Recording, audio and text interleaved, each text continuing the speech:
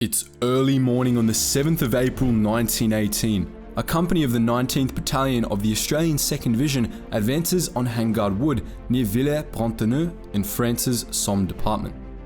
The smoke produced by a recent friendly artillery barrage still rises from the canopy.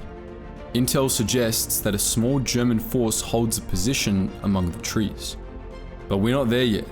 Back in a trench some 70 meters or 230 feet behind the advancing Australian company, which is under the command of one Captain Clary Wallich, lies one Lieutenant Storkey. At first glance, you might think that this young dark-haired chap is dead. Somewhere, a machine gun bursts to life and Storkey jumps to his feet, forgetting for a brief moment that he's not at home in Australia, but in the middle of a war. His company, of which he is second in command, has gone ahead without him. Storkey snatches up his rifle and sprints after his men. Little does he know that he's about to make history.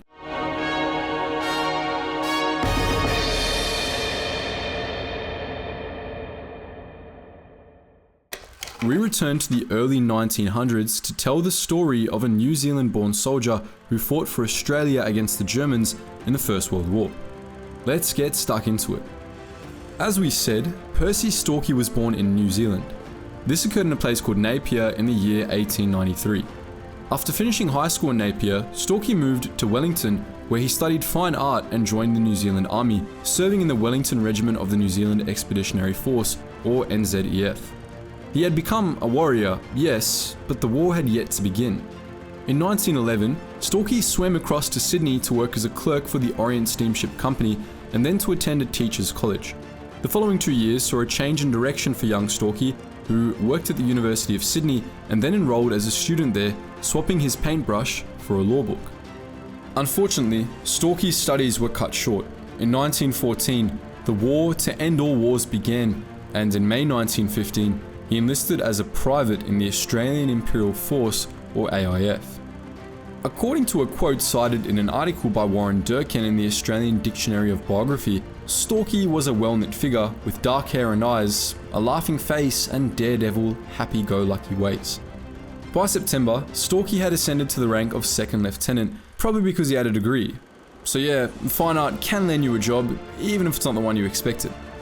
At the end of the year, he left Australia to continue his training in England, stopping in Egypt along the way. By November 1916, Storkey was serving in the 19th Battalion of the Aussie 2nd Division on the Western Front. He suffered a leg wound toward the end of that year during a battle against the Germans in Flers, a few months after the Battle of Flers-Courcelette. January the following year saw Storkey promoted to lieutenant, and by October, he was neck deep in the mud and bloodbath that was the Battle of Passchendaele. Storkey was lucky to get away with a mere ankle wound in this infamous battle. He returned to duty the following month. When March came around, the Germans had received reinforcements after they signed the Treaty of Brest-Litovsk with the Bolshevik government of Russia, and with us beginning a massive offensive along the Western Front. This was known as the Ludendorff Offensive, or German Spring Offensive. The Australian 2nd Division was tasked with strengthening the Allied lines near Villers-Bretonneux. This involved driving the Germans out of Hangard Wood. While the Aussies thought that maybe just a handful of Germans were occupying the woods, Storkey's company found out the hard way that this wasn't the case, as we'll see now. As Storkey catches up with his company on the edge of the woods, he wonders if he's still asleep and merely having a terrible dream, a nightmare. Already, German machine guns have chewed through about a quarter of his men. Even Captain Wallich lies in the mud with bullets in both of his knees and a medic tending to him, with little more than some head-high saplings for cover. With Wallich down, Storkey must take charge. Reality hits him like a slap. His training kicks in. With his company pinned down by a force of some 80 to 100 Germans occupying trenches in the woods ahead, Storkey knows that a change of tactics is required. Taking just 6 men, he moves to flank the well-entrenched Germans, picking up Lieutenant Lipscomb and 4 of the lieutenant's men along the way. Now, with a party of 12, Storkey fixes his bayonet. His men follow suit, and upon Storkey's command, they charge the German position. Storkey's blade is the first to skewer a German. Lipscomb's bayonet finds a home in the next man along. Storkey's men lance into the Germans' flank with their teeth bared, gutting their enemies with a hound-like ferocity. It doesn't matter that they're vastly outnumbered. They've taken the Germans by surprise and the Germans don't know how to respond. Storky caves in a skull with the butt of his rifle, then shoulders it, cycles the bolt, and puts a round into the heart of a German soldier, rushing him with a bayonet. The German goes down. Indeed, all around Storky, the Germans are going down, and soon, those who survived the initial onslaught drop to their knees and raise their hands, begging for mercy. While Storky may fight like one, he's no animal. He orders his men to take the Germans' guns.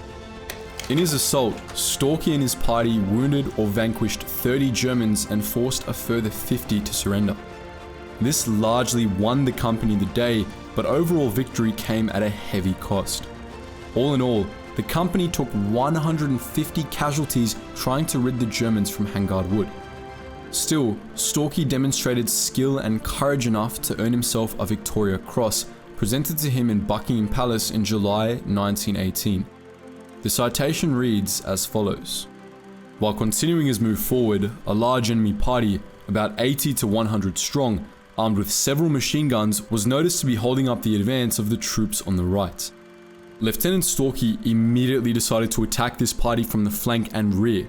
His small party of 2 officers and 10 other ranks charged the enemy position with fixed bayonets, driving the enemy out, killing and wounding about 30 and capturing 3 officers and 50 men, also 1 machine gun.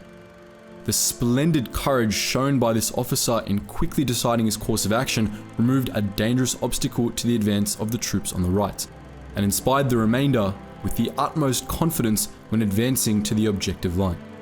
The war historian Charles Bean depicted the action too. As the Germans were seen, there was a yell, and some of the enemy, looking round, caught sight of the Australians emerging into the open behind them.